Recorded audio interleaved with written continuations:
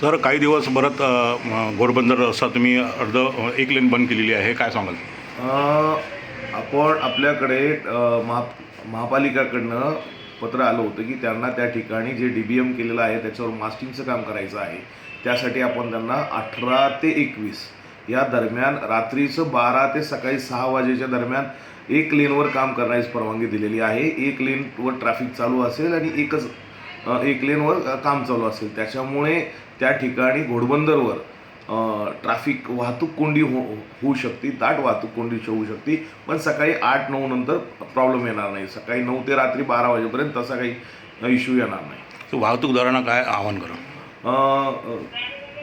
ज्यांना एकदम इमर्जन्सी असेल किंवा खूपच अर्जंट असेल अशाच लोकांनी रात्रीचा प्रवास करा, अन्यथा आपण वाहतूक कोंडीमध्ये सापडाल, ज्या की 1.5 ते 2 तासापर्यंत ट्रॅफिकमध्ये आपल्याला राहावं लागेल.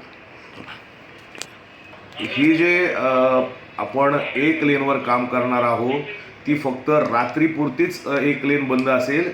त्या मास्टिंग झाल्यानंतर 2 तासांनी त्याच्यावर आपल्याला ट्रॅफिक सोडू शकतो.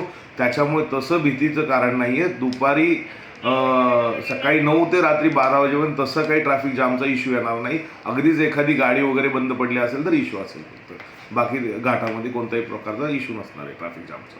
थँक्यू.